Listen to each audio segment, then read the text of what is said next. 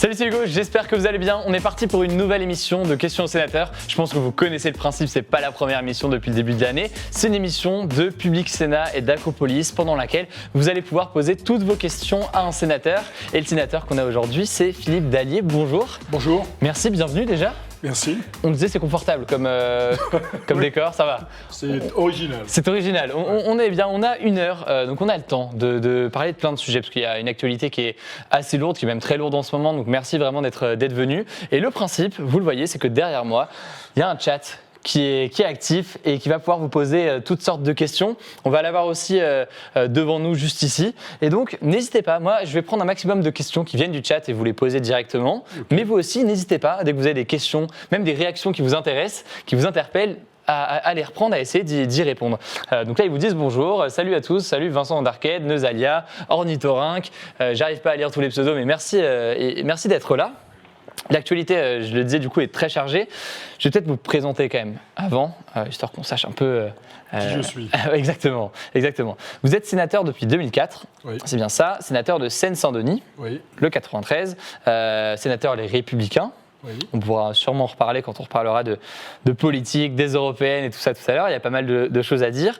Et donc, il y a plusieurs choses à dire. Vous êtes vice-président de la commission d'information gratuité des transports collectifs. Je dis ça parce que ça peut être un sujet assez intéressant à aborder tout à l'heure. Vous êtes premier vice-président du Sénat depuis octobre 2017, président du groupe d'amitié avec Israël. Vous me dites si jamais je me trompe dans les présentations. Non, pour l'instant, on est bon ? C'est bon. Très bien. Membre du groupe d'études sur le numérique. Enfin voilà, il y a beaucoup de sujets qui peuvent être intéressants.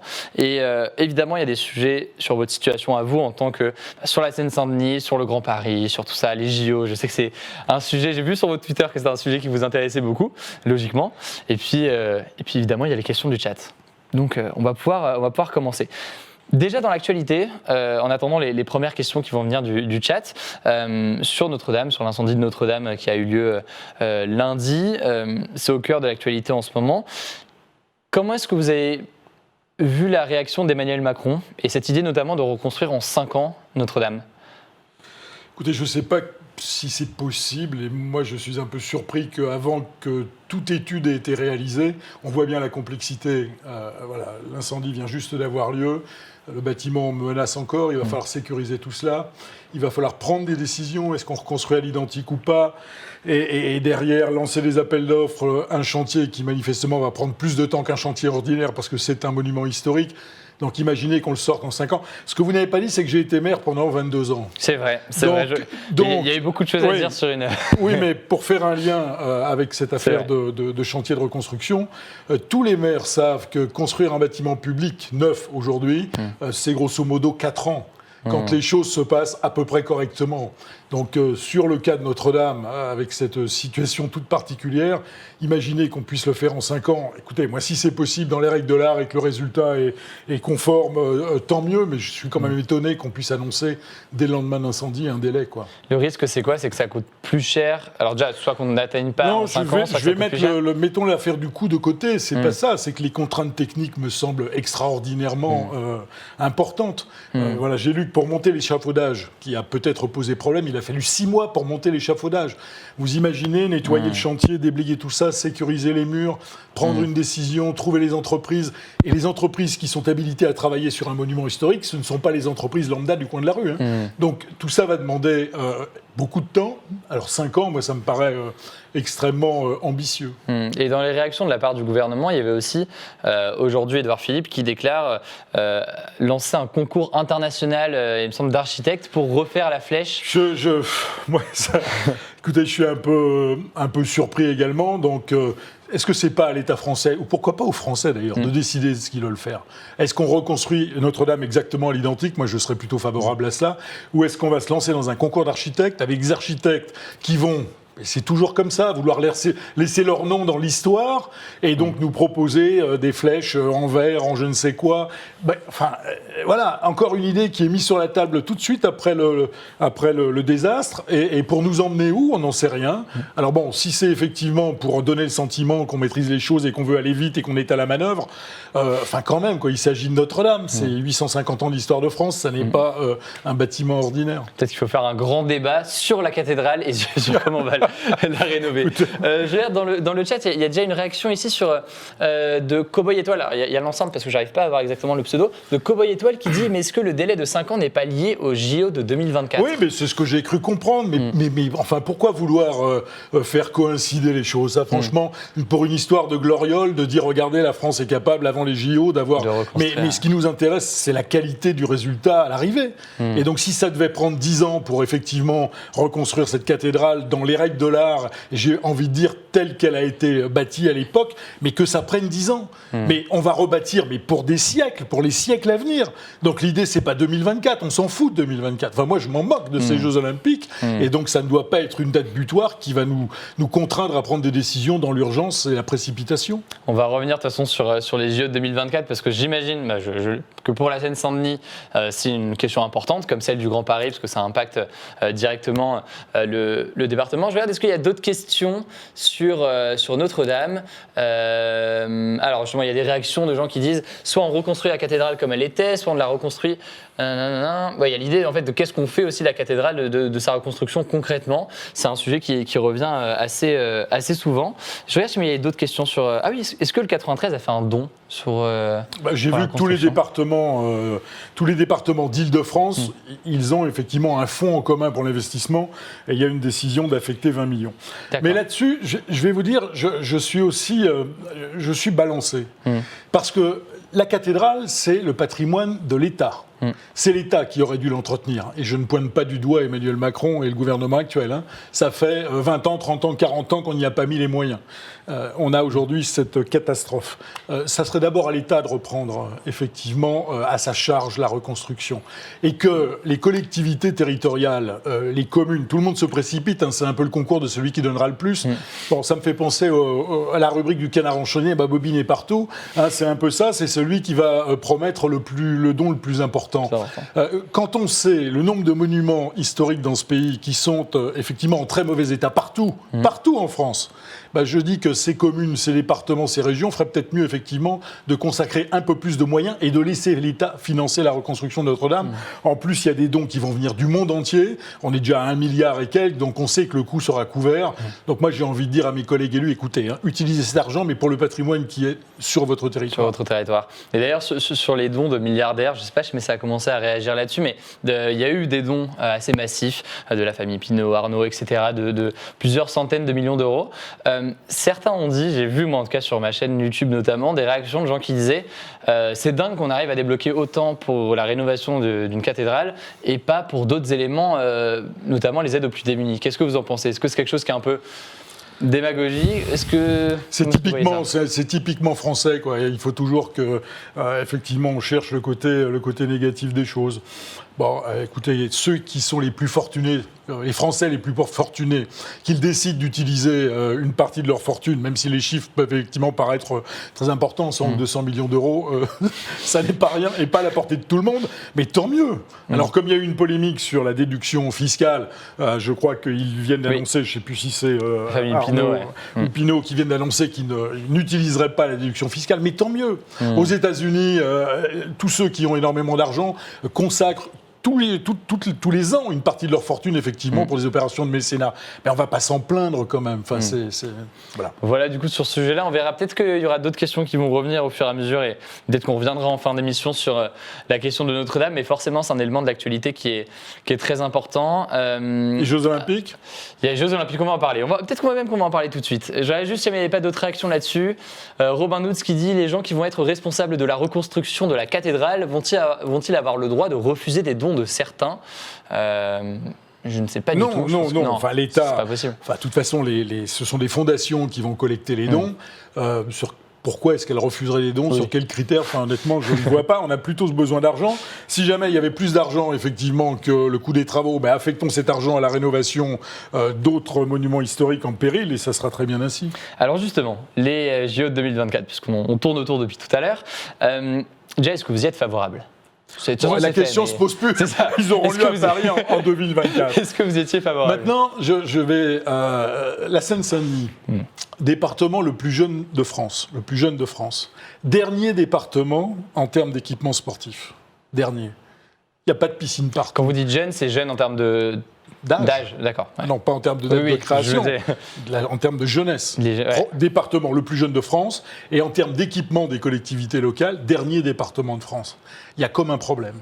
Et pourquoi ? Pas parce que les élus sont nuls, mais parce qu'on a là des communes qui sont parmi les plus pauvres de France. Alors, moi, les Jeux Olympiques, c'est bien, ça va durer 15 jours, c'est formidable pour les athlètes, il y a beaucoup de business autour, il ne faut quand même pas oublier ça, mais ça va être l'arbre qui va cacher la forêt, encore une fois. Donc on va être très content de se dire, on a les Jeux Olympiques, c'est formidable pour l'image de la France, mais on va reconstruire effectivement 1 ou 2 équipements importants à côté du Stade de France, et puis le reste. Les Jeux Olympiques seront terminés, on aura peut-être 1 ou 2 ou 3 équipements de plus, mais ça ne changera pas le fait que la Seine-Saint-Denis est le dernier département de France pour les équipements sportifs. Et donc ça, si vous voulez, ça m'agace un peu. Mais c'est un peu la même chose pour le patrimoine. On se glorifie d'un certain nombre de belles réalisations. On a mis des centaines de millions pour construire des équipements publics. Enfin, regardez la Philharmonie de Paris. 206 millions coût prévisionnel, on a atterri à 538 millions pour la Philharmonie de Paris. C'est un bâtiment superbe, qui coûte énormément d'argent en fonctionnement en plus après. Mais dans le même temps, on laisse Notre-Dame à l'abandon et combien de nos monuments historiques. Donc dans ce pays, il faudrait prendre conscience d'une chose. On est endetté jusque-là. On a de gros problèmes de financement, à la fois de nos dépenses sociales, de dépenses de l'éducation nationale, etc. Et donc, il faut, en termes d'investissement, faire des choix. Et j'aimerais que les choix soient faits de manière plus raisonnée. Et en arrêtant de raisonner peut-être trop à court terme et en pensant aussi à long terme. Donc, effectivement, c'est pas forcément favorable. En tout cas, c'est pas la priorité. C'est pas ça qui va impacter durablement, a priori, le plus le quotidien de. Écoutez, les Jeux Olympiques, c'est bien pour les gamins, pour les inciter au sport, etc. Mais le coût. Le coût, à combien on va arriver ? 7-8 milliards d'euros. Et au bout du compte, la Seine-Saint-Denis va rester le dernier département de France en matière d'équipement sportif. Mais ça, c'est inacceptable. Voilà. Je comprends. N'hésitez pas du coup à réagir sur ce sujet, la question des Jeux Olympiques. On prend toutes vos questions et on regarde ça en direct. On voit vos réactions sur la question des JO. Il y a Ecladus qui demande quelle place pour l'e-sport aux JO de Paris, le jeu vidéo aux JO de Paris. C'est une bonne question. Je ne sais pas. Je sais que certains voudraient que ça fasse partie des sports reconnus, mais il y a tellement de sports nouveaux qui se développent. Alors, à mon avis, c'est trop tôt. Je ne sais pas. On en reparlera peut-être dans une dizaine d'années ou une quinzaine d'années. Attention, parce qu'on est ici. Il y a beaucoup de jeux vidéo. Oui, je sais, mais bon. Les gens vous regardent. Non, mais c'est intéressant. En plus, on est sur Twitch, donc il y a des réactions. On va voir ce que disent les gens. Et Cladus qui dit je ne pose que de bonnes questions. C'est bien. C'est bien. Non, sur les JO, effectivement, il y a aussi la question de. Au-delà de la question de la Seine-Saint-Denis, même d'un point de vue plus général, des coûts associés à l'organisation d'un tel événement. Oui. Est-ce que ça vaut le coup, tout simplement ? C'est beaucoup d'argent pour 15 jours. Voilà. Alors certes, c'est un formidable événement. Il n'y a peut-être pas d'autres événements dont le retentissement à l'échelle mondiale soit à la hauteur. Mais ceci étant dit, prenons conscience quand même que nous sommes dans un pays où la dette publique a atteint 2300 milliards d'euros de dette et que tout ça va nous entraîner, à mon avis, au fond du gouffre si on n'y met pas un terme. Donc quand on a moins d'argent à dépenser, peut-être qu'il faut, pendant une période donnée, être un peu plus sélectif sur les décisions que l'on prend, quoi. Ouais. Et ce qu'on décide de financer. Et concernant les transports, est-ce que c'est pas un avantage peut-être de Paris 2024 ? C'est une question que je pose. Alors, écoutez, avec comment qualifier ça ? Je vais parler du Grand Paris Express, le fameux super métro qui va faire une boucle dans la banlieue et dans Paris. D'abord, les coûts ont explosé. Vous savez, on est parti de 23 à 24 milliards, on atterrit bientôt à 40 milliards. Donc, on a un gros problème de financement. Et en plus, la totalité de ce métro, d'après ce qu'il nous avait dit à l'origine, devait être prêt pour les Jeux Olympiques. Ça ne sera pas le cas. Et donc, on va encore se concentrer sur les parties qui vont être strictement nécessaires aux Jeux Olympiques. Et les autres vont attendre encore un peu. Ouais. C'est encore ça qui va se passer, bien évidemment, parce que on les a, les Jeux Olympiques. Maintenant, il va falloir être à l'heure et au rendez-vous, parce qu'on ne va pas se ridiculiser non plus en n'ayant pas réalisé ce qu'on doit réaliser. Donc, on va mettre le paquet là-dessus, et puis le reste va encore attendre. Bon, ben voilà, c'est un choix politique. Alors d'un côté, cocorico, mais de l'autre côté, je ne suis pas certain que les utilisateurs des transports franciliens soient très heureux de tout cela. Alors très intéressant. Qu'est-ce que ça dit dans le chat? Solfamir qui dit après il faut voir les retombées économiques indirectes des Jeux Olympiques. Oui, mais bien sûr qu'il faut voir les retombées économiques indirectes. Mais quand on regarde dans l'histoire des Jeux Olympiques, c'est plutôt des factures assez salées qui sont restées à la charge des États et des collectivités qui les ont organisées. Hein. Il y a eu des exemples catastrophiques comme à Montréal, mais c'était il y a très longtemps. Londres, c'était pas terrible non plus. Bon, voilà, on verra. Hein, on verra. Mais je ne souhaite qu'une chose, c'est qu'effectivement on soit dans les coups, on soit au rendez-vous, ça c'est sûr. Et en plus qu'on y soit dans les coups qui ont été annoncés. Ouais. Voilà. Alors forcément du coup l'e-sport et la question du jeu vidéo aux Jeux Olympiques fait beaucoup réagir. Beaucoup trop tôt pour l'e-sport, il faut d'abord changer les mentalités et pour rendre crédible une telle candidature, c'est 11 Remedy qui dit ça. Vous jouez aux jeux vidéo ou pas? Non. Non. Non, mais j'avais participé avec un de mes collègues il y a eu un texte qui est venu au Sénat il y a quelques années maintenant, Oui.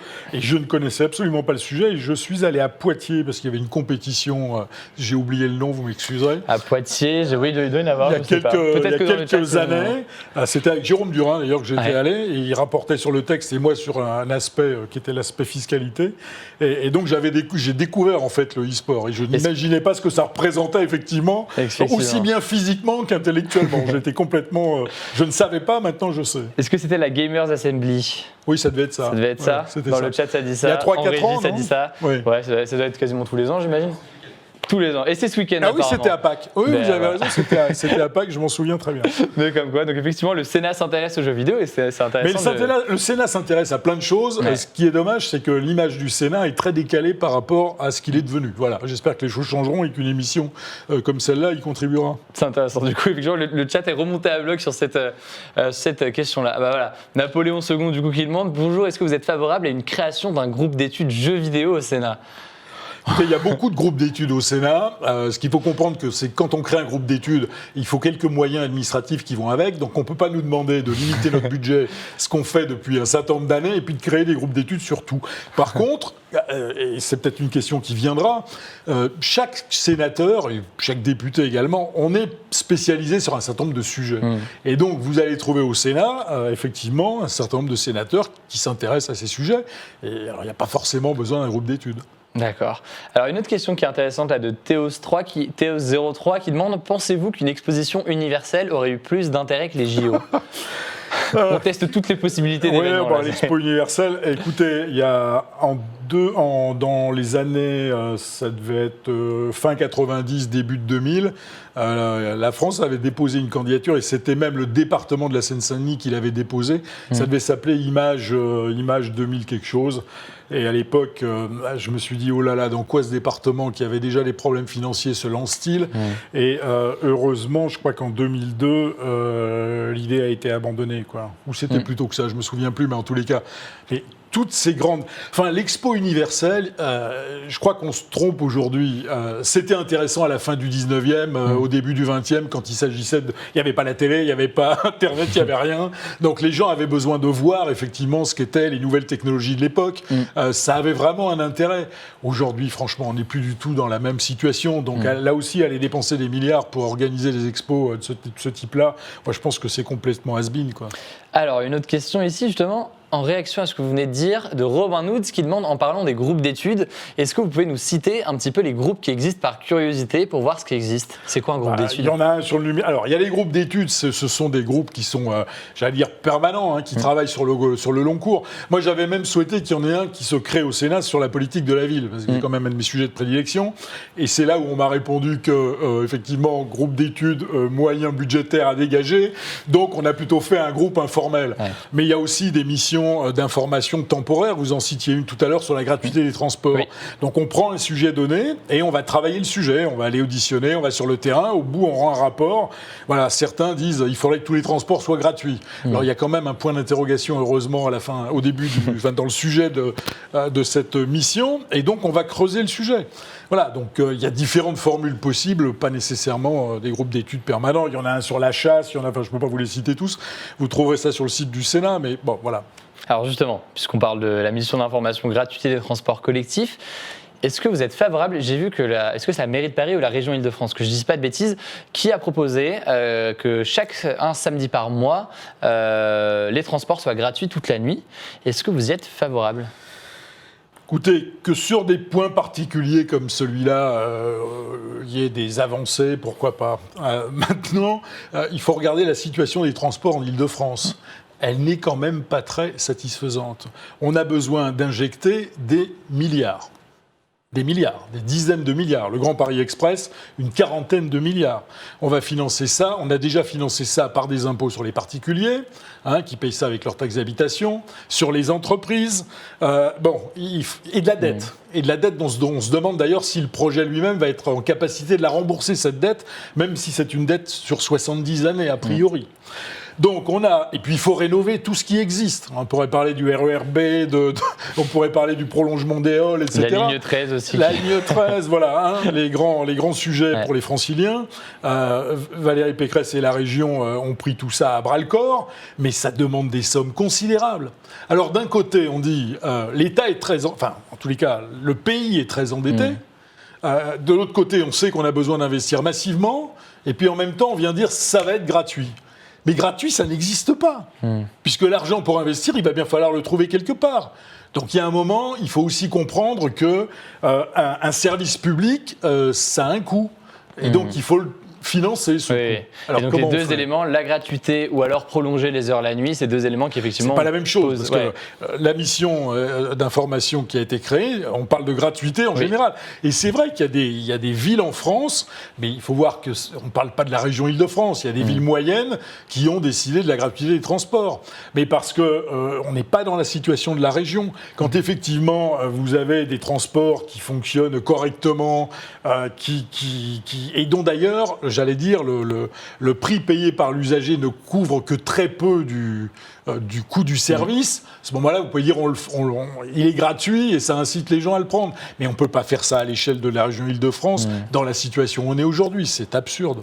Voilà du coup la réponse sur ce sujet-là. Je regarde un peu les réactions. Je sais, mais il y a des réactions directement à ce sujet. Vous, évidemment, je sais, vous voyez des commentaires qui vous font réagir. N'hésitez pas. C'est à vous de voir aussi. Alors, il y a la question de la gratuité qui fait un peu débat. Il y a Xanx qui a réagi notamment. Voyons voir les autres éléments. Il y a une mise à jour sur l'ordinateur qui se fait en direct. Nous, on tant que ça ne reboote pas, c'est bien. Tant qu'on a le chat sous les yeux, ça va. Alors, justement, parce que là, je vois que ça commence à parler du Sénat. Et tout à l'heure, on parlait de l'image du Sénat par rapport aux jeux vidéo. Tout à l'heure, vous me disiez que ça arrive que quand vous êtes, alors pas forcément en Seine-Saint-Denis, mais que vous rencontrez des gens et que vous dites que vous êtes sénateur, vous avez des réactions assez hostiles. Enfin, hostile, on ne menace pas quand même. Non, heureusement, mais des réactions. Mais alors, on me demande souvent qu'est-ce que vous faites ? Les gens ne savent pas que nous votons la loi comme les députés. Les gens ne savent pas, enfin un peu plus peut-être que depuis la commission d'enquête sur l'affaire Benalla. On va en parler. Donc on contrôle l'action du gouvernement. Et puis après viennent les poncifs. De toute façon, on voit jamais personne en séance. Vous dormez en séance, etc., etc. Bon, ça finit par me désespérer. Et c'est profondément injuste en plus. Alors, je vous dirai pas qu'en 15 ans les choses n'ont pas changé. Elles ont changé dans le bon sens. Et j'ai presque envie de dire qu'elles ont changé parfois plus vite au Sénat qu'à l'Assemblée nationale sur un certain nombre de sujets, si ce n'est que personne ne le sait ou presque. Et voilà, donc au bout d'un moment, ça m'agace un peu, quoi. On peut le comprendre.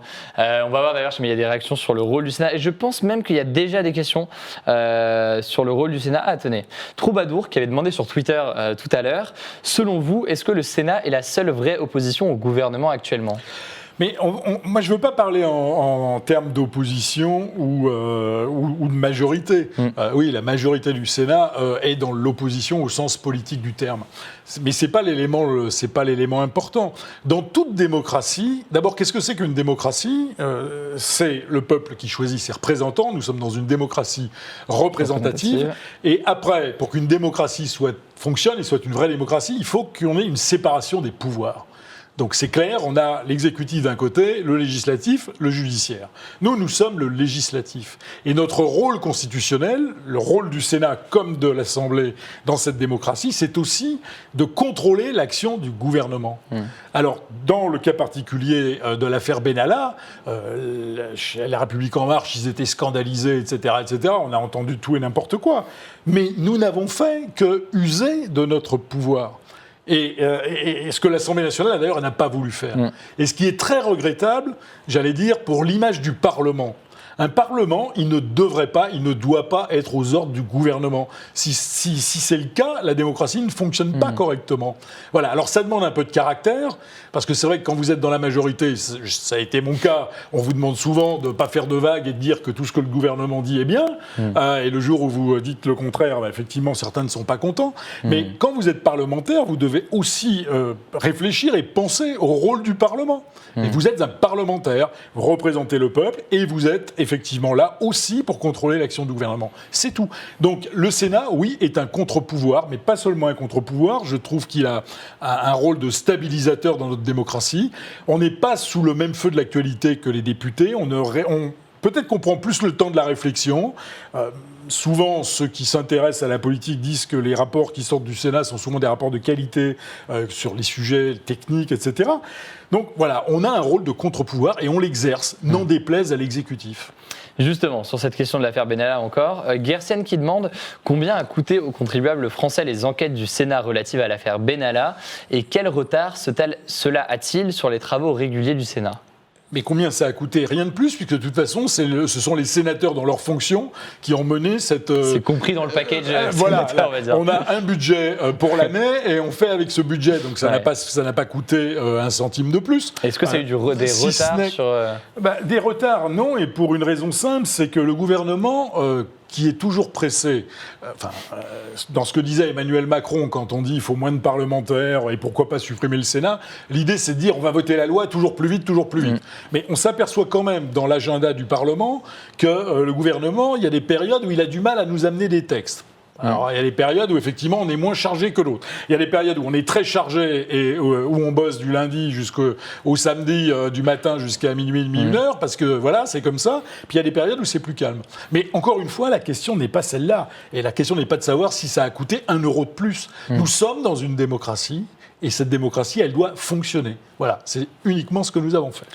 Une autre question, alors on va aller sur le droit constitutionnel, là ça va être peut-être un poil technique, mais de Perceval qui demande « Avez-vous pu comparer le fonctionnement du Parlement français au Parlement britannique ? Est-ce que vous voyez des idées à mettre en place en France ?»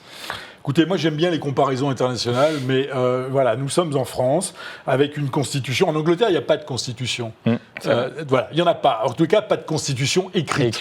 Donc le Parlement fonctionne sur des habitudes, mais au sens positif, sur des habitudes, et les règles se sont construites au fil du temps. Nous sommes des Français. Nous avons eu du mal à trouver une constitution qui donne satisfaction, même si elle a des défauts. On a la Constitution de la Ve République. Peut-être qu'on peut la modifier encore pour essayer d'améliorer certaines choses. Pourquoi pas ? Par contre, je remarque quand même que dans les modifications qu'on a apportées dans les 10 ou 15 dernières années, on n'a peut-être pas fait que des choses intelligentes. Mais enfin, on a une Constitution. Elle permet au gouvernement de gouverner, de lui garantir une majorité. Souvenons-nous que sous la Troisième République ou sous la Quatrième République, tous les 6 mois, le gouvernement tombait, soit parce que l'Assemblée ou le Sénat avaient décidé qu'on faisait tomber le gouvernement. Je ne suis pas certain que l'efficacité de la puissance publique ait été plus forte à ce moment-là. Justement, sur le Brexit, on enchaîne. Vince Dark qui demande, en cas de Brexit, êtes-vous favorable à l'installation de la City en France, comme le veut le président de la République ? De toute façon, il restera des institutions financières à Londres. Oui, ça, c'est sûr. Maintenant, il y a un certain nombre d'institutions financières qui vont quitter Londres parce que Londres ne pourra... Les Anglais avaient un privilège assez incroyable. Ils n'avaient pas voulu entrer dans l'euro, mais par contre, ils avaient acquis le droit de réaliser des opérations en euros à Londres. Bon, ça va être terminé. Ce qu'on appelait le passeport euro, ça va être terminé. Donc il y a des institutions financières qui vont être obligées de quitter Londres parce qu'elles voudront continuer à travailler effectivement en euros. Et maintenant, la question est de savoir où est-ce qu'elles vont aller s'installer. Est-ce qu'elles vont aller à Francfort ? Est-ce qu'elles vont aller aux Pays-Bas ? Est-ce qu'elles viennent en France ? Écoutez, j'espère qu'elles seront les plus nombreuses possibles à venir en France. Est-ce qu'il y a des réactions directement sur ce sujet ? Je rappelle que du coup, vous pouvez poser vos questions directement dans le chat. Je suis en ce moment et jusqu'à encore une bonne demi-heure avec Philippe Dallier, qui est sénateur Les Républicains de Seine-Saint-Denis. Et donc, on a déjà évoqué pas mal de sujets, ça va assez vite, mais il y en a plein d'autres qu'on va pouvoir... Française des Jeux. Eh ben voilà. J'ai voté contre la privatisation d'ADP. Pourquoi ? Pourquoi ? Parce que je pense qu'on ne peut pas et on ne doit pas tout privatiser. Voilà, ADP, les aéroports, Orly, Charles de Gaulle et le Bourget, sont des équipements stratégiques pour le pays.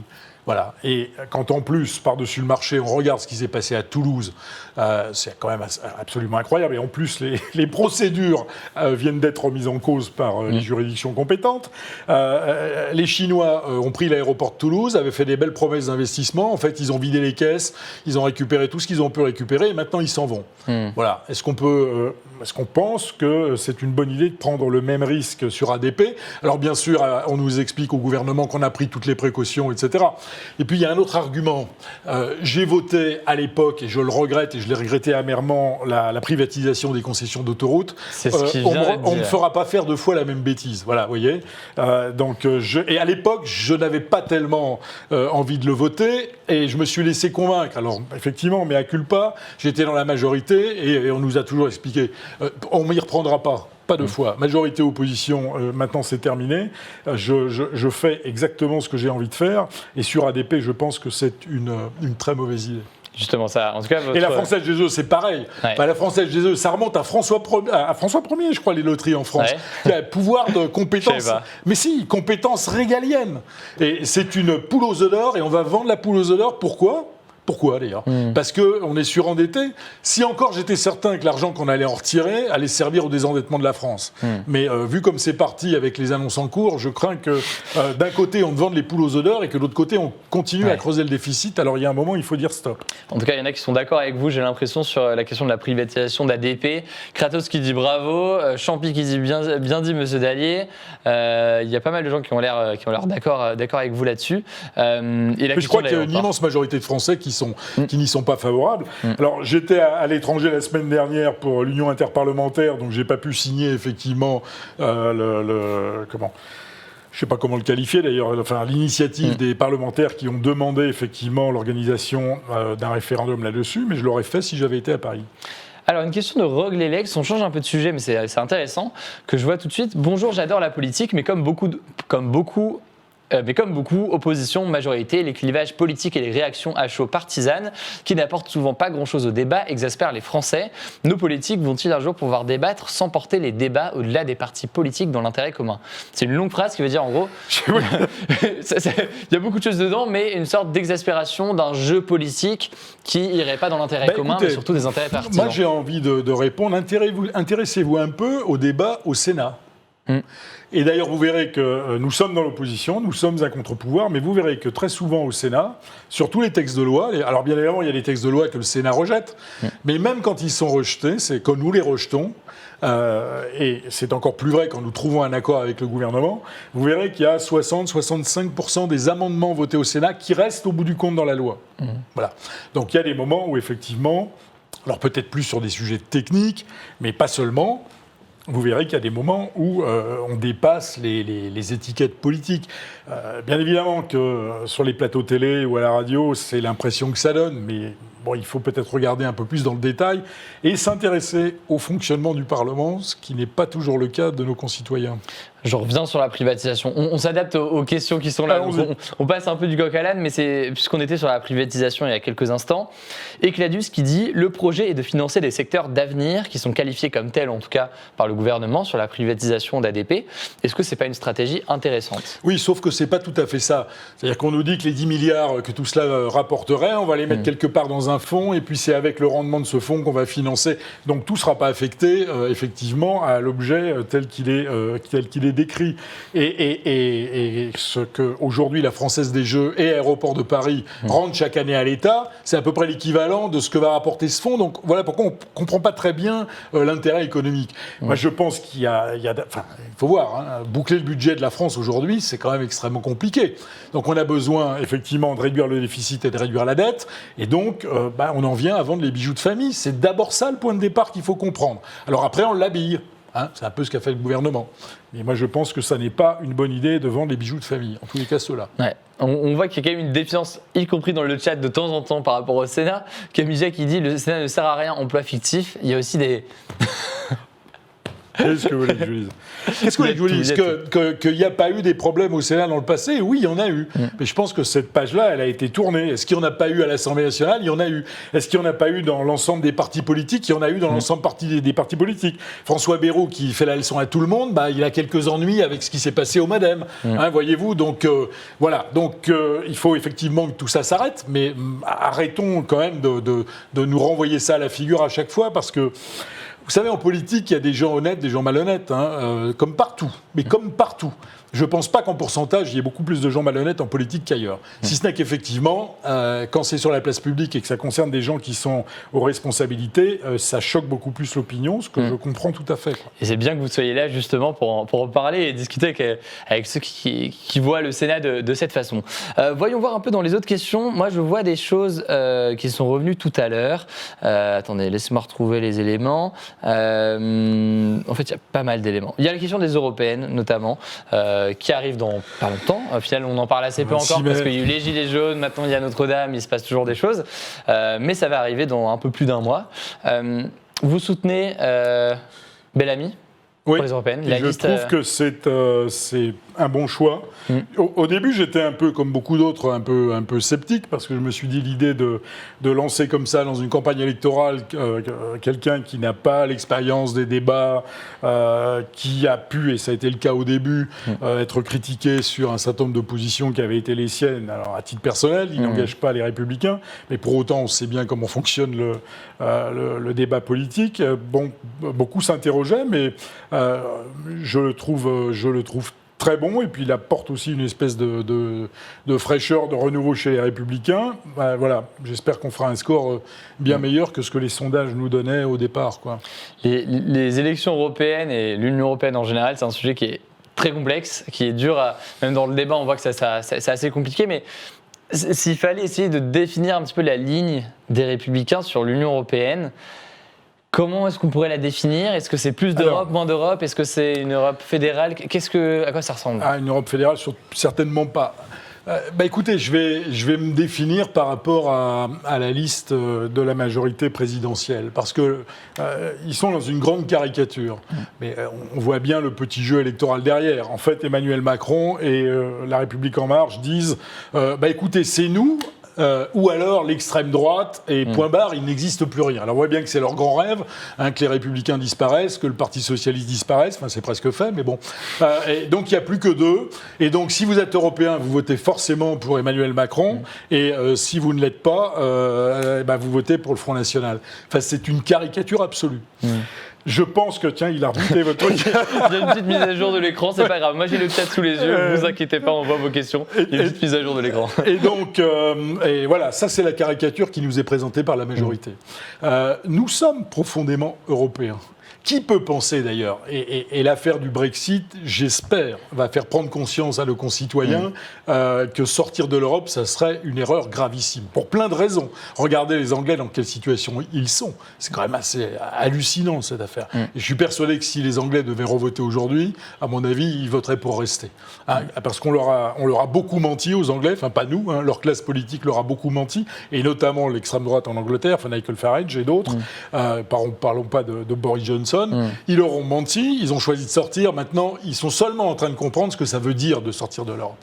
Bon. À côté de ça, qui peut croire dans le monde dans lequel nous sommes aujourd'hui que nous n'avons pas, entre pays européens, le besoin de nous rassembler, ne serait-ce que pour avoir du poids sur la scène internationale en matière de commerce mondial. Regardez ce que fait Trump de son côté. Il instaure des droits de douane, il fait strictement ce qu'il veut. Regardez les Chinois de l'autre côté qui nous inondent de leurs produits. Vous pensez que chacun des pays européens pourrait dans son coin, tout seul, négocier face à Trump ou face à la Chine et demain face à l'Inde et face à d'autres? Mais qui peut croire ça? Donc on a besoin d'une Europe pour cela.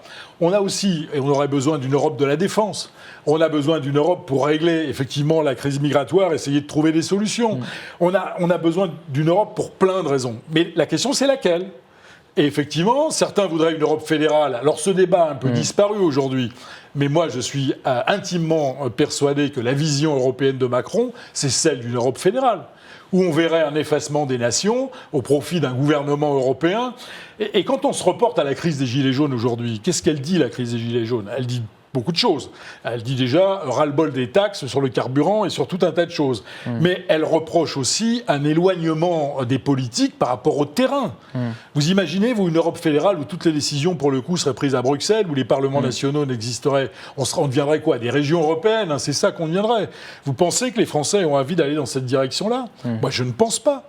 Donc effectivement, on peut incarner une Europe qui soit une véritable Europe puissance pour effectivement s'imposer dans les négociations commerciales, mais également en matière de défense. Enfin, quand même voir qu'on a Poutine à nos portes et que c'est quand même pas un enfant de cœur. Hein. Les pays d'Europe de l'Est sont très inquiets par rapport à l'attitude de la Russie. Donc on a besoin de construire cette Europe forte. Maintenant, il ne faut pas qu'elle s'occupe de tout, il faut qu'elle s'occupe des sujets importants. Et là, il y a effectivement un hiatus et un problème à reposer. Voilà, moi je pense que l'Europe, c'est notre avenir, mais pas une Europe fédérale, une Europe où les nations pèsent. Et ça, c'est ce que nous incarnons, et je pense que nos électeurs traditionnels, entre guillemets, vont s'y retrouver. En tout cas, le chat est revenu, donc on voit à nouveau vos questions et tout ça directement sous nos yeux. Et justement, sur la question des élections européennes, il y avait une ou deux questions en plus. Napoléon II qui demande « Vous n'avez eu aucune pression de votre parti pour soutenir Bellamy ?» Enfin, c'est une question. C'est de pas pression ? Oui, de pression, de soutien à Bellamy. Non. C'est pas de pression. Je sais pas, je prends les questions. Non, mais c'est des questions qu'on peut se poser en fait, de la... Au-delà de la question des européennes, du parti politique par rapport à vous en tant que sénateur, en tant que personnalité politique. Quel rôle et quelle place est-ce que ça a ? Le parti politique fonctionne avec un président, une commission nationale d'investiture. Chacun prend ses responsabilités. Après, à titre individuel, si vous ne voulez pas soutenir la liste, vous pouvez aussi quitter le parti. Hein. Personne n'est obligé de rester, comme dit l'autre. Voilà. Enfin, donc, il n'y a pas de pression. Bien, aujourd'hui, puis je ne suis pas quelqu'un sur qui on fait pression, quoi. Très bien, très bien. Et ben c'est bien dit comme ça. Alors, voyons voir. Il y a la question des trains de nuit qui revient du coup. Que pensez-vous du train de nuit ? La politique française actuelle sur les transports et en particulier sur le train est-elle bonne ? On a déjà beaucoup parlé des transports. Vous savez, il en a été de la SNCF comme du patrimoine de ce pays. Pendant des années, en matière de transport ferroviaire, on a privilégié le TGV. Tous les élus voulaient, il fallait des lignes de TGV partout, même quand on savait qu'elles ne seraient pas forcément rentables. Et comme on n'avait pas les moyens de le financer, on a abandonné tout le reste, avec un réseau qui s'est complètement dégradé jusqu'à l'accident de la gare de Brétigny qui a été une catastrophe. Et maintenant, il va falloir rattraper tout ce retard. Je fais le parallèle avec le patrimoine parce que c'est exactement la même chose. Pendant des années, on va financer la Philharmonie de Paris, les grandes salles de spectacle, des grands stades, etc. Et puis on abandonne ce qui est le plus précieux dans ce pays. Voilà ce qu'on a fait. Et donc, on est en train de rattraper le retard. Donc, le gouvernement, il faut le reconnaître, a décidé de s'attacher au problème. Et il y a un certain nombre de décisions qui ont été prises. Maintenant, rétablir les trains de nuit partout, on voit bien que ça n'a pas de sens. Il y a des projets à l'étude, et y compris au travers de la privatisation d'ailleurs, il y a un certain nombre de lignes comme Paris-Nice en train qui pourraient effectivement bénéficier de trains de nuit à certaines périodes pour ceux qui vont au ski, etc. Donc à nouveau, ils travaillent sur le sujet alors que les trains de nuit avaient disparu. Tant mieux. Alors, il y a une question qui est beaucoup dans l'actualité, enfin qui est revenue en tout cas depuis lundi dans l'actualité, quand on a appris ce qu'Emmanuel Macron avait potentiellement prévu de dire lundi soir lors des annonces qui étaient prévues avant l'incendie de Notre-Dame. Parmi ces annonces, il y aurait apparemment l'idée d'une suppression de l'ENA, qui forme la haute fonction publique. Est-ce que vous êtes favorable ? C'est du gadget. La suppression ? Oui, c'est du gadget. C'est pour répondre à la crise des Gilets jaunes. Enfin, quand on dit la crise des Gilets jaunes, finalement, c'est plus ce qu'on dit, parce que quand on regarde les Gilets jaunes, on a bien du mal à définir un profil type. Mais voilà, on a une espèce de vague populiste contre les élus, contre l'establishment, contre tout ce qui a un peu de pouvoir ou un peu d'argent. Donc il faudrait abattre tout le monde et tout cela. Et donc, on jette l'ENA en pâture à ces gens-là en disant, écoutez, regardez, on a supprimé l'ENA. Mais l'ENA, c'est une école qui nous est souvent enviée partout ailleurs dans le monde. D'ailleurs, il y a certains pays africains qui essayent de se structurer en devenant de véritables démocraties et qui viennent voir comment fonctionne l'ENA pour répliquer ce qu'est l'école, parce qu'elle forme quand même des gens qui sont généralement brillants. Après, qu'il y ait effectivement un problème de... Je ne vais pas dire un problème de caste, parce que c'est vrai qu'ils sont un peu tous... Ils sortent un peu tous du même moule, les profils sont peut-être trop semblables. Peut-être qu'il faut travailler sur l'accès à l'ENA, mais enfin l'ENA, c'est un concours. C'est une reproduction sociale via cette école. Je lisais récemment, je ne sais pas si c'est exact, mais que dans la dernière promo de l'ENA, il y avait 24% de boursiers quand même. Bon, ça veut quand même dire quelque chose. Alors peut-être qu'il y a beaucoup de fils d'enseignants, beaucoup de ceci, beaucoup de cela. J'ai envie de dire, travaillons là-dessus. Mais l'école en tant que telle et ce qu'elle dispense comme savoir et le fait qu'elle forme effectivement des gens qui vont travailler dans la haute fonction publique, qui peut imaginer qu'on n'ait pas besoin de fonctionnaires de haut niveau pour administrer ce pays? Bon, voilà. Alors j'ai l'impression que voilà, il fallait trouver une mesure qui fasse plaisir à certains, et donc on va supprimer l'ENA. Bon, voilà. Et justement, du coup, parce que c'est une mesure qui vient en conséquence, alors elle n'a pas été annoncée par Emmanuel Macron, donc il faudra voir, mais qui, en tout cas, tous les médias ont confirmé que c'était prévu pour lundi. Oui, enfin, c'est pas si clair, parce que suppression de l'ENA, mais remplacée par quoi? C'est vrai. Parce que j'ai cru comprendre que... Alors bon, si c'est pour reproduire autre chose en changeant le nom, enfin, je sais pas. Honnêtement, je vais attendre d'avoir plus de détails, mais... Bien sûr. J'ai quand même un peu l'impression que c'est pour répondre à cette espèce de vague populiste qui... Ouais, et justement, alors, qui agace. Sur les gilets jaunes, parlons-en, parce que c'est aussi un sujet d'actualité qui est assez important, même si on en parle moins depuis lundi. Vous avez rencontré des gilets jaunes en Seine-Saint-Denis? En Seine-Saint-Denis, je vais vous dire non, parce qu'il n'y en avait pas. Enfin, ça a été épisodique à l'entrée de Roissy au mois de novembre, je crois, mais je ne sais pas s'ils venaient de Seine-Saint-Denis en particulier. C'est vrai que l'un des paradoxes, c'est que dans les banlieues et dans les territoires comme le mien, ça ne veut pas dire que les gens s'y intéressaient pas. Ça ne veut pas dire que certains ne partageaient pas le ras-le-bol fiscal qui a été exprimé. Mais au point, effectivement, de revêtir le gilet jaune et d'aller bloquer les ronds-points ou les rues, non, il n'y a pas eu ce phénomène-là. Est-ce que vous retenez quelque chose de négatif, j'imagine que vous allez me dire oui sur les violences, sur tout ça, mais de positif au mouvement des gilets jaunes? Est-ce qu'il y a des éléments qui vous ont semblé intéressants? Intéressant, ça a été la capacité de mobilisation en dehors des partis politiques ou des syndicats. Ça, c'est quand même assez... effectivement, ça n'est pas commun.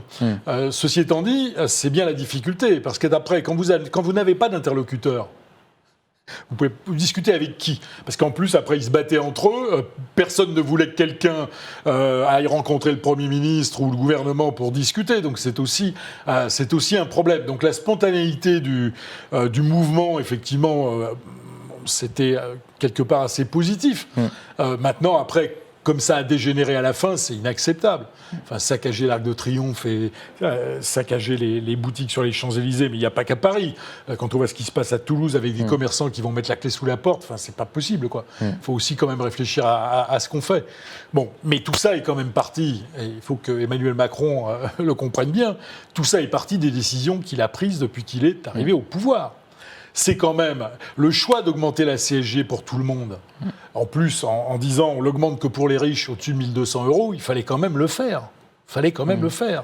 Un gouvernement qui fait le choix de désindexer les retraites, c'est-à-dire de baisser les pensions au fil du temps, parce qu'elles vont être grignotées par l'inflation, c'est quand même le premier gouvernement qui ose faire ça. Et dans le même temps, ils vous disent on ne va pas toucher à l'âge de la retraite. Ah non, on ne va pas y toucher. Mais regardez la conséquence. Elles vont diminuer les retraites. Alors moi, je pense qu'il vaudrait mieux être honnête vis-à-vis des Français en leur disant, écoutez, partout dans le monde, on vit de plus en plus vieux, tout le monde en a conclu qu'il fallait travailler un peu plus longtemps, ça permet de garantir le montant des retraites. C'est comme ça qu'il faut présenter la chose aux Français. Mais dans le en même temps d'Emmanuel Macron, comme il avait promis pendant sa campagne de ne pas toucher à l'âge de la retraite, il dit non, vous partirez à 62 ans. Puis maintenant, Delevoye nous explique que oui, vous pourrez peut-être partir, mais vous aurez une grosse décote sur votre retraite. Enfin, franchement... Et après, on s'étonne que les Français soient ulcérés par les décisions qui sont prises. Ben non, c'est pas étonnant qu'ils soient ulcérés. Et donc maintenant, le président de la République, au moment où la croissance est en train de piquer du nez, c'est ça aussi qu'il faut avoir en tête, il va devoir lâcher du lest, il l'a déjà fait au mois de décembre, il va le faire encore. Maintenant, si ça creuse le déficit et que ça accroît encore la dette, moi, je ne sais pas comment ça se termine pour ce pays dans quelques années. Alors, il nous reste moins de 10 minutes, donc on va... Ça Effectivement, ça passe très vite. Ouais. Mais là, on est sur la dernière ligne droite. Il y a des sujets qu'on n'a pas encore évoqués, notamment la question de l'écologie. Oui. J'ai vu plusieurs commentaires venir au fur et à mesure sur le sujet. Il y en a eu un là que j'ai eu le temps de noter, de GG Factor qui dit « Pouvez-vous nous expliquer... » Alors, vous allez voir, c'est une question qui est assez engagée. Pouvez-vous nous expliquer comment une politique libérale et ultra-capitaliste, dont le but est de créer des richesses, est compatible avec l'écologie, dont l'ennemi majeur est l'ultra-consommation? Bon courage. Vous avez 4 heures. J'ai 4 heures, oui, ça tombe bien, mais j'ai 10 minutes. Alors, cet internaute part du principe que la création de richesse est une tare. Enfin, vous voyez, il y a des tenants de la décroissance. Il parle surtout de l'ultra-consommation, effectivement, qui Oui, serait... alors, mais l'ultra-consommation, c'est aussi une question de comportement individuel. Hein. Donc, il ne faut pas sans cesse renvoyer toutes les questions à la puissance publique et aux politiques. Hein, les gens peuvent aussi décider de consommer moins ou de consommer autrement. Et ce mouvement-là, je pense qu'il est quand même engagé et que les gens font beaucoup plus attention. Après, la création de richesse, là aussi, si on pense qu'on n'a pas besoin de dégager de la richesse, ne serait-ce que pour entretenir tout ce qui existe, ne serait-ce que pour remettre à niveau nos centrales nucléaires, ou pour développer l'éolien, ou pour développer les transports en commun, pour réduire effectivement la circulation des automobiles, mais où est-ce qu'on va trouver les moyens de faire tout ça ? Donc, alors après, remettre ça dans le modèle capitaliste, etc., etc.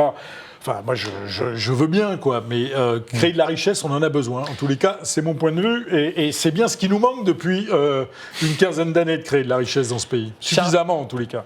Charles Maurice dit la création de richesse puise dans des réserves de ressources non renouvelables. Donc, dans un monde aux ressources finies, c'est forcément voué à s'arrêter, la création de richesse.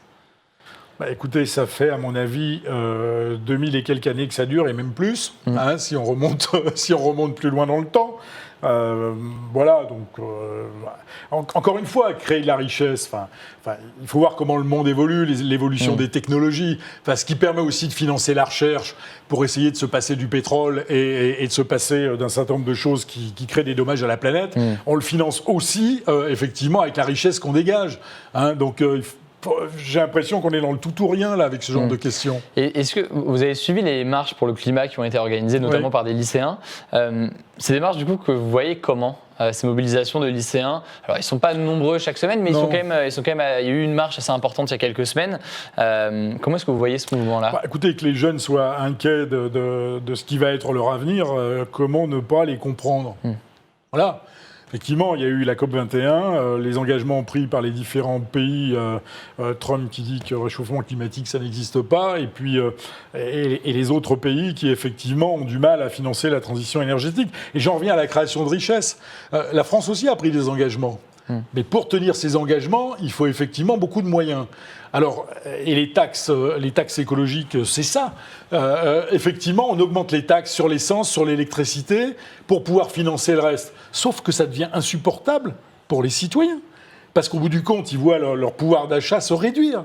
Donc le fait de ne pas dégager suffisamment de richesses, notamment pour la France à l'exportation en produisant suffisamment, ça nous bloque aussi dans la transition énergétique.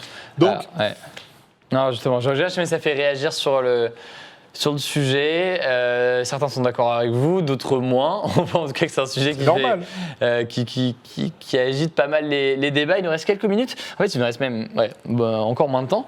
Moi, je me dis, il nous reste quelques minutes. Est-ce que vous avez un sujet, une thématique, quelque chose que vous aimeriez évoquer ici et qu'on n'a pas forcément abordé depuis le début ?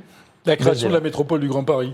Eh bien, très bien. J'ai été le premier en 2008 à rendre un rapport, d'ailleurs il est en ligne sur le site du Sénat, qui proposait de créer une métropole du Grand Paris, c'est-à-dire de faire disparaître les départements de la Seine-Saint-Denis, du Val-de-Marne, des Hauts-de-Seine et de Paris en tant que département, de partager la richesse fiscale au bénéfice de tout le monde. Parce que vous voyez, on parle beaucoup des métropoles. Alors, il ne s'agit pas de savoir si les métropoles, c'est bien ou pas bien. La métropolisation, c'est un fait. Voilà, les gens vivent de plus en plus dans les zones urbaines. Mais on constate que si la région Île-de-France et si la zone dense de la région Île-de-France est la région la plus riche d'Europe, c'est aussi celle où les inégalités sont les plus importantes, notamment entre l'Est et l'Ouest de cette métropole.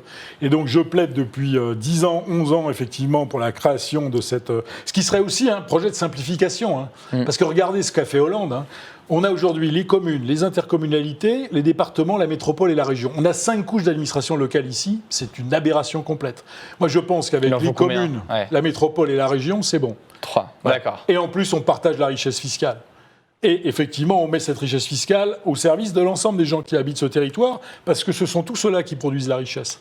Ça fait 11 ans maintenant que je me bats là-dessus. Au début, tout le monde m'est tombé dessus, la droite et la gauche. La droite, souvent, parce qu'ils ne voulaient pas lâcher la cagnotte, et puis à gauche, parce qu'ils ne voulaient pas voir disparaître leur poste de président de conseil départemental, etc. Les choses ont avancé. Emmanuel Macron avait promis dans sa campagne de créer la métropole du Grand Paris comme je la rêvais.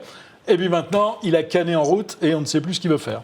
Alors j'ose espérer qu'il va reprendre cette idée. Et justement, sur la Seine-Saint-Denis, il y a une question, j'imagine, qui va vous intéresser, c'est la question de la gentrification. Du fait que c'est souvent des villes aux abords de Paris. Oui, enfin, la gentrification en Seine-Saint-Denis, vous savez, ça concerne le Bas-Montreuil, les Lilas, le Pré-Saint-Gervais. Ça ne s'étend pas, c'est une question, je ne sais pas. Ça ne s'étend pas et ce département est plutôt en voie de paupérisation accentuée. Okay. C'est-à-dire que même les communes comme celles qui étaient plutôt au sud-est du département, plus pavillonnaires, avec moins de gros ensembles à problème, même celles-là sont en train, quand on regarde le revenu, le médian par habitant, il est en train de décrocher de celui de la région. D'accord. Donc ce département continue à glisser dans plein de domaines et ça, il faudrait aussi que ça s'arrête. Et comment est-ce que vous voulez expliquer du coup que ça glisse? Alors, il y a plein d'éléments qu'on vient d'évoquer, mais c'est à quelle échelle et quelle serait potentiellement la mesure? Oh, il y a des mesures aujourd'hui. Ouais. Enfin, l'urgence. Il y a tellement d'urgence. D'abord, il y a l'image de ce département qui fait que les classes moyennes aujourd'hui, elles le fuient ce département. Les gens, quand ils arrivent ils peuvent rester parce qu'ils sont là depuis un moment, parce qu'ils travaillent encore à Paris, etc. Et que c'est hors de prix d'aller loger ailleurs. Le jour où ils arrivent à la retraite, ils s'en vont. Et donc, on a des classes moyennes et parfois moyennes sub dans certaines communes qui disparaissent. Et donc, on accueille dans ce département toujours des populations plus pauvres que les précédentes en moyenne. Et donc les choses ne peuvent pas effectivement... Moi, quand on parle mixité sociale en Seine-Saint-Denis, chez nous, ce n'est pas la question de savoir s'il faut construire encore plus de logements sociaux. C'est comment maintenir les classes moyennes ou comment les attirer. Et la question, ce n'est pas la gentrification des quelques communes le long du périphérique. C'est un département où il y a probablement, où officiellement, il y a 1 600 000 habitants. On pense en vérité qu'il y en a 1,8 million ou 1,9 million parce qu'on pense qu'il y a 200 à 300 000 clandestins en plus dans ce département. L'État n'est même pas capable de savoir. Il y a un rapport parlementaire de l'Assemblée nationale, de François Cornu-Gentil et de Rodrigue Coquendo, qui est lui, pas chez les Républicains, mais à La République En Marche, qui dit tout ça. Et donc il faut que l'État mette le paquet dans ce département, sur l'éducation, sur la police, sur la justice, et il faut qu'on partage la richesse économique. Et là, on parle des collectivités locales pour faire en sorte que ce département s'en sorte. Et donc, ça passe aussi par une politique en matière de logement, d'urbanisme, etc. C'est bien qu'on ait évoqué quand même cet élément à la fin. Merci beaucoup d'avoir été présent. Effectivement, ça passe très vite. Ça passe très vite. Ouais. C'est 1 heure, donc c'est long en général, mais au final, ça passe très vite. Je remercie toutes les personnes qui ont posé des questions, qui ont réagi à cette émission. C'est bien quand même d'avoir le chat sous les yeux. Ouais. Et ça permet de... Quand il fonctionne, c'est mieux. Il y a une petite mise à jour de l'écran pendant le truc, mais là, c'est bon, il fonctionne. On a pu voir tout ça. Merci à vous vraiment d'avoir posé toutes vos questions, c'est super intéressant. Je remercie évidemment Public Sénat, Acropolis et O-Gaming pour cette émission. Voilà, ça se passe très bien et c'est toujours très bien d'avoir toutes vos questions. Je reviendrai si vous m'invitez encore. Ah ben avec grand plaisir, avec grand plaisir. Et les gens sont, voilà, très bonne émission. Merci Monsieur Dallier, merci Monsieur le Sénateur, merci, bonne fin de journée. Merci à vous aussi pour tout ça. La prochaine émission, c'est la semaine prochaine, non, c'est le 15 mai. C'est le 15 mai avec Jean-Pierre Sueur qui est sénateur du Loiret. Socialiste, exactement. Vous le connaissez, j'imagine. Très bien. C'est un collègue qui est vice-président de la commission des lois du Sénat.